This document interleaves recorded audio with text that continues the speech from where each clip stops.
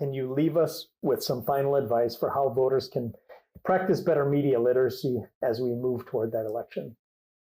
I think it's really about awareness is the most important thing. Awareness of one's media diet. So we can think in terms of media like food, like what media are we consuming? How often are we consuming it? If we can be aware of our own habits, where are we getting information? What are the media sources that are influencing how we understand our position in the world? Really, literally, how do we spend our time? Are we checking our phones and looking at social media every chance we get?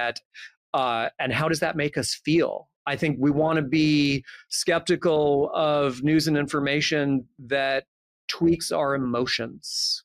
And that's not a conservative or a liberal thing. It says we've been talking about throughout this conversation. So much news now as a commercial product is designed to fire emotional responses. And I think we can try to be more aware of that. I'm not always able to do that myself, but I would like to be, to pay more attention. Does my heart start racing when I'm reading a post on social media or watching a news clip on television?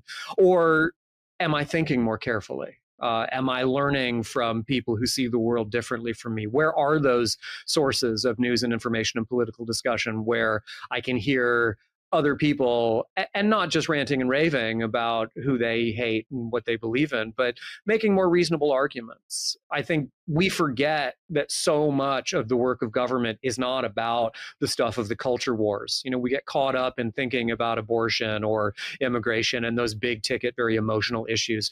And we forget about the everyday work of government, making sure that the meat we buy in the grocery store is safe, right? There was just a huge recall of eye drops because eye drops were tainted and could cause blindness. We rely on government to make those sorts of decisions all day, every day in so many different ways.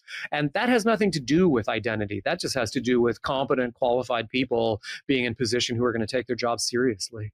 Now I've done something like 150 of these interviews, and many of them have been futurists and forward-thinking leaders.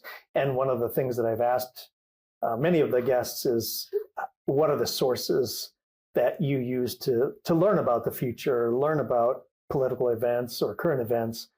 And many of the most thoughtful people I've had a chance to talk to say, I consume as much information from news sources that have a different political belief system or, are representing the opposite party of what I would normally vote, for than the ones that support my ideas. And I think that's an important thing to keep in mind, is like, you can consume information from the other side if you have a strong political belief, and it's not gonna hurt you.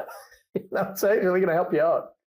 And there are old theories of freedom of speech that say even, good ideas need to be tested. Good ideas need to be challenged, and that true and sound ideas will benefit from that process of questioning. So there's some philosophical support to that idea that no matter how much you believe in something, you have to be able and willing to hear a contrary idea.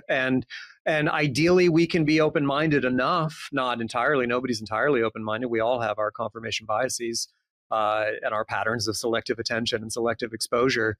But we ought to be open-minded enough to ask questions of what is this information I'm consuming and how does it fit with my belief system? And perhaps I can learn from it. We need to be open to listening and learning.